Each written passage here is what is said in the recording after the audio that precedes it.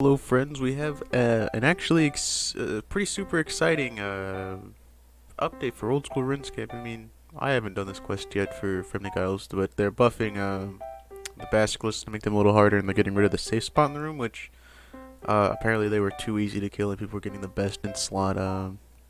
The face guard for the Nate is not helmet. Cool. But we're not here for that. We're here for something infinitely more exciting.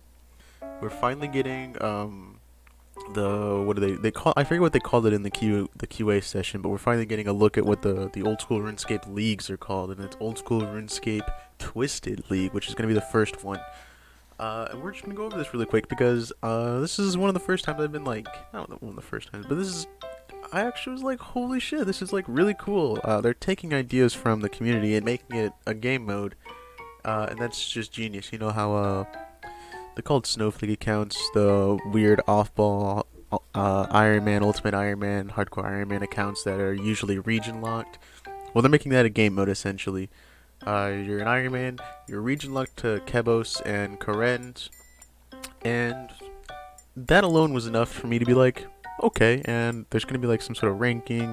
Leagues are gonna, similar to Deadman, there's gonna be different like seasons for it. And we're just gonna go over that because this is just, it's super cool. Will last for 2 months. Right here it says the leagues are gonna last for 2 months from the initial release date. Everyone participating in the league will start off with a fresh account on a separate game world. To customize your gameplay, you will be given the option to pick a relic from the very start. I must have missed that when I was first reading it, but that's really sick. We'll go over what the relics are because they're actually really cool. The more tasks you complete, the more points you get, and the more relics you can unlock. Alright, in the sneak peek, these accordingly aren't everything, it's just like some of the basics so far. Okay, so right here you're locked to Kebos and Karend, which is sick. Region locked. Any successful attempt to escape from Karend will be teleported back to the respawn point, which is going to be the castle. The ports that would take you from one side of Karend to the Kebos will not work. Oh, aside from the ones. Okay, yeah, so you can go back and forth. All teleports will only work if the destination is within Karend and Kebos. The ancient and lunar spellbooks will not be accessible, which I'm a little sad about. I would really like at least the lunar one to be accessible because, I mean, that's for an Iron Man, like that. This spellbook ends up becoming like the spellbook you spend the most time on in the late game. Like you need it for crafting a lot of the time. Like I don't know. I feel like I'm always on this spellbook nowadays, and I just use, what is it, teleport tablets and my house to get around. All clues obtained will only have steps for Karend and Kebos. I bet Swampletics is just crying at seeing something like this, especially with him having he's been trying to do the clue scroll, and now he has the required hunter level and has been capturing imps to get what he needs now. I think that's really cool though. Like, I was worried that clue scroll, some things would just be obsolete. Like, you get a clue scroll in this game mode and it just wouldn't, like, what would you do? But this is really cool. Iron Man and Woman, all inclusive. Jagex, I see you. Mode with accelerated XP rates, so similar to Deadman. You will be set as an Iron Man or Woman upon account creation. This is not changeable.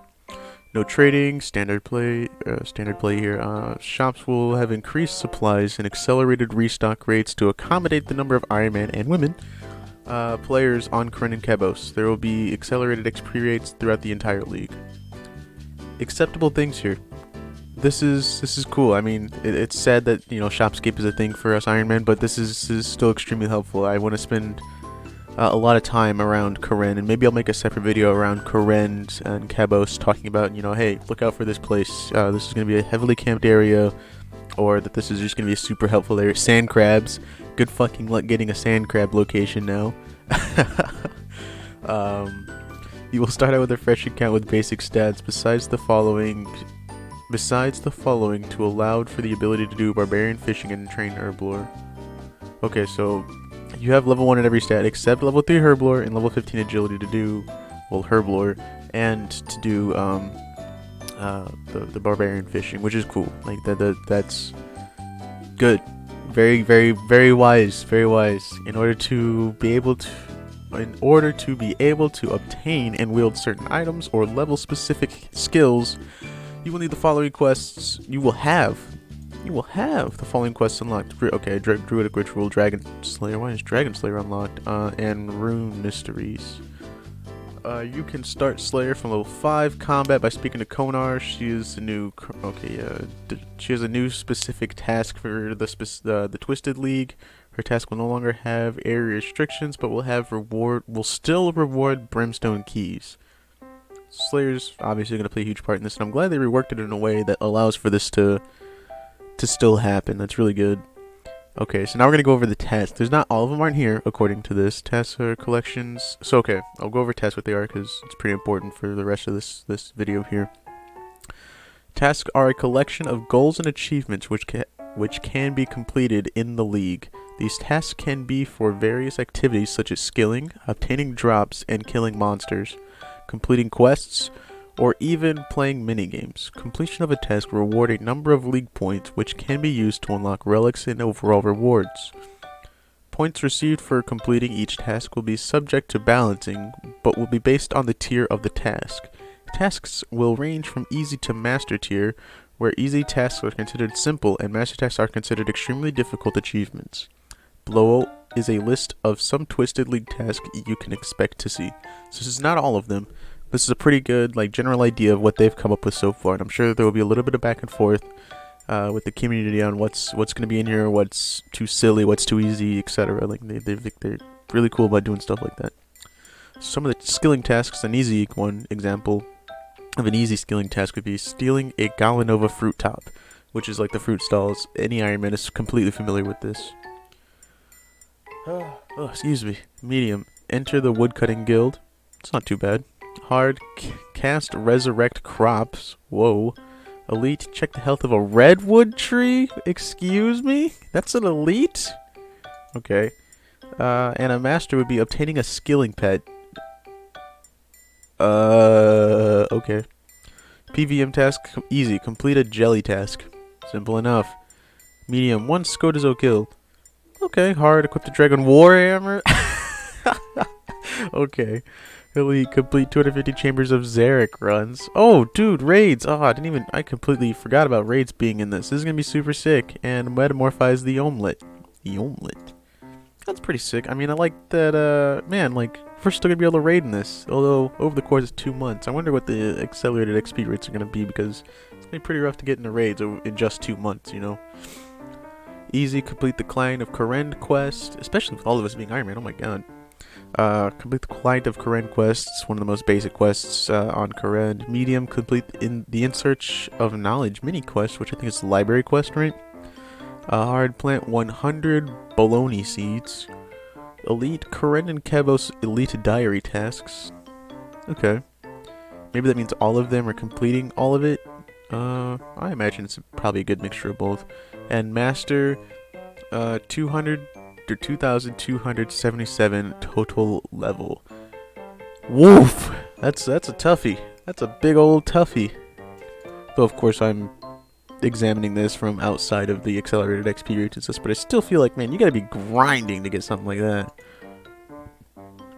Okay, now we're gonna go over the part that I like a lot too. This is... They're doing their best. It looks like they really learned a lot from Dead Man, and it basically just being more or less the same thing every season, which is why the popularity for it was still high, don't get me wrong. But dropped off a little bit because it's just like... The strats were kind of known. People knew what to expect going into it, but this is going to change it up every season. Relics are a league's specific source of buffs, which you can customize your gameplay experience, which you can use to customize your gameplay experience. Unlocked via league points, these relics can be boosts in experience, buffs to combat prowess, additional luck in obtaining drops, or even buffs to specific skilling activities. Say that 5 times fast. Upon leaving Tutorial Island, you will be presented with 3 relics to choose from without the need for points. So you get, in the very beginning of the game, you get to choose from 3. This will allow you to choose which strategy you want to use in the league and give you an incentive to strive for the next set of relic options.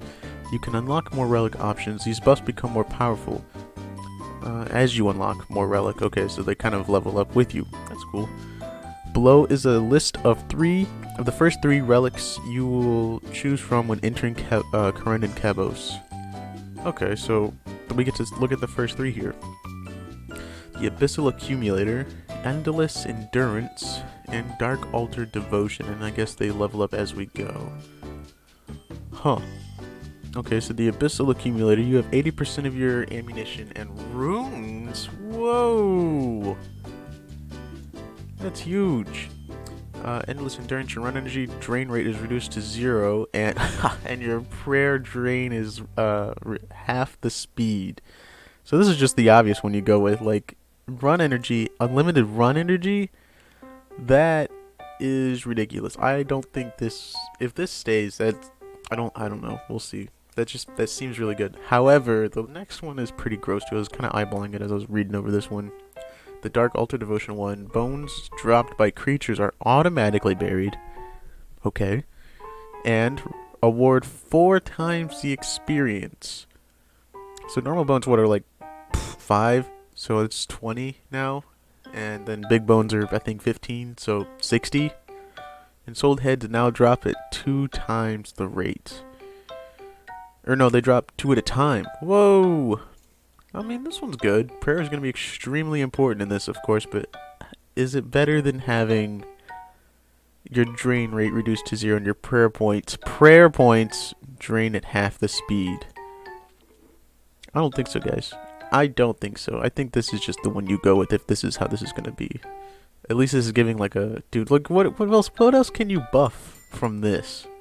What builds upon this? And there's 4 tiers of these?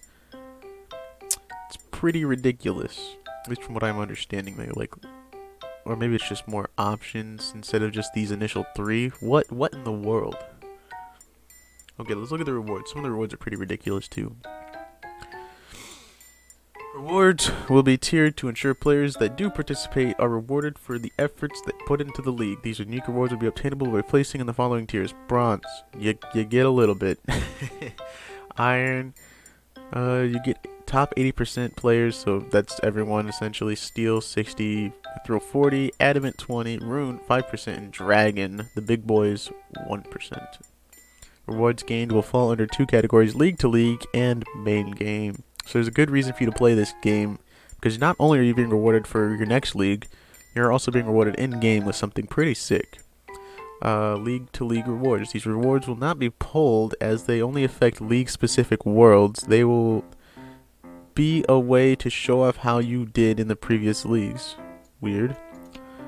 These rewards will only appear in the league after the Twisted League. Below is a list of league-to-league reward suggestions. Suggestions, but not pulled.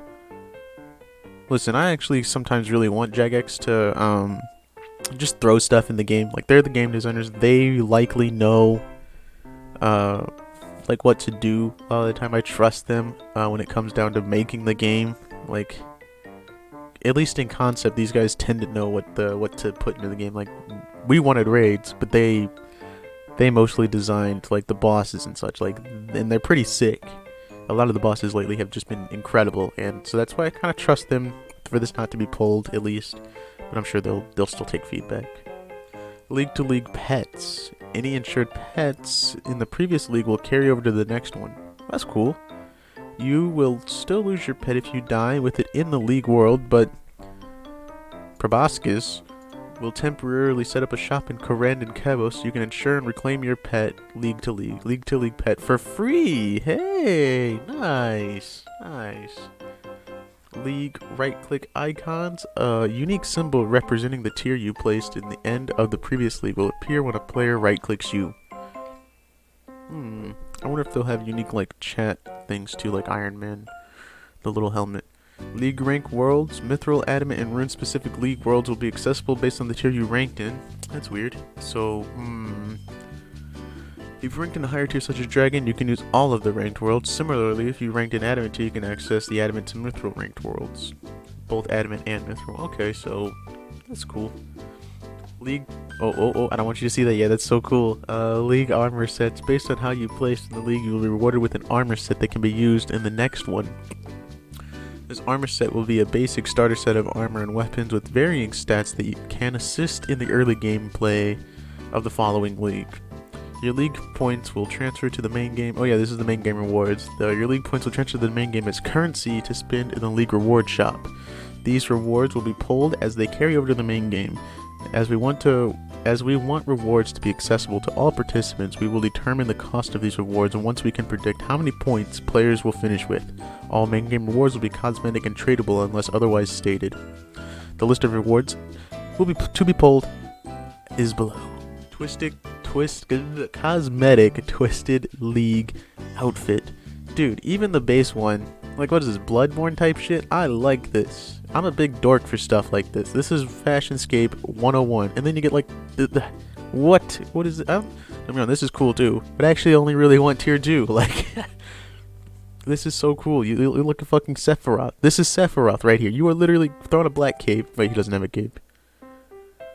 Throw on a black cape anyway because it'll look cool. And you're just Sephiroth. This is Sephiroth. And this is like, I don't know, Sephiroth with green. 3 tiers of cosmetic outfits with no stats. Each tier will cost exponentially more points. Tradable and storable in the POH. Outfits will represent the Twisted League. And, dude, they're cool. These are cool. I like them. I'm probably the biggest fan of just tier 2. Tier 3 it's cool, don't get me wrong, I don't hate it. But tier 1 and 2 are right in that sweet spot, baby. I don't feel too pressured to get this because these two are just fine by me, man. Twisted League theme banner. Yeah, you get another little banner. I actually really like this banner. It's like a little sword on top and the symbol's dope. Similar to Korean banners, but themed around the Twisted League, held in the main hand slot. Cost a relatively low amount of points. This is like the one everyone gets the participation reward, essentially. And we got the Twisted League Slayer Helm recolor. You get these sick horns. It's a little green in the face. It's just cool. I mean, they obviously designed it around like the best in slot range gear. Can't blame them. It looks good. I like it. No big deal. Twisted horns can be purchased from the Theme Slayer Helm, which require 1,000 points. They'll be tradable. They can be removed from the helm. They cost a medium amount of points. And there's a new teleport animation. A scroll that changes the home teleport animation to have a player draw a green and black circle on the ground, teleporting to the Xertian symbol underneath them. Okay. Cost a medium amount of points. Scroll will be tradable, but consumed once used. You can change your home teleport. That's sick. I've always wanted them to do that. Like, have a custom, earnable, custom teleport animation changes. And I've been wanting them to do that for years now. Like, that's so cool. And I like the way you have to earn it. Ugh, sorry I stretched. Ugh. Okay, so, and there's also a themed house set. I like it. It's alright. Quite a bit of these stripey things. It's like a striped wall thing. I'm alright with this. This looks sick.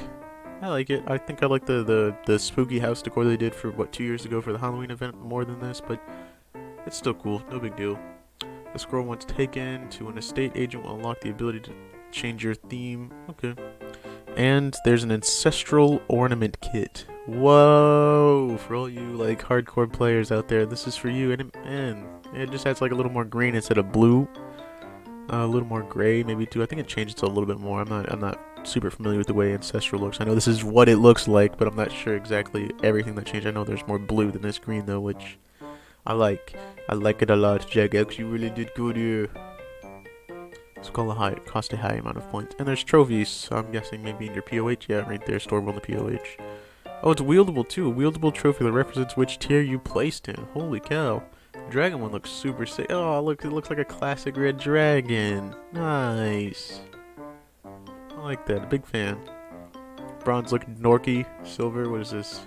I'm guessing that's steel, mithril, Addy Rune dragon? Yeah, that looks about right. Looks good. So there's a FAQ. Go check it out. They're obviously looking for us for feedback. You know, as Jagex, the feedback and questions company, you may as well call them. But man, what do you guys think? I am a huge fan of this. This is it's sparking interest in me again to want to really play this game again, which is, man, with the crafting grind I've been doing lately has really been fucking slaying me, man. But this is sick. This is exactly, whoever came up with this in-house, and I'm sure maybe, you know, they were just examining how the players come up with this shit on their own. People who have been playing game modes like this themselves, self-described game modes like this, the Snowflake, Air-Restricted Ironman. But this is incredible. I am a huge fan of this. Way to freaking go, Jagex. You knocked it out of the park. I actually cannot wait for this. I did not really care for Deadman. It's cool. And I don't hate PvP. I'm not one of those people who downvotes PvP things, whatever.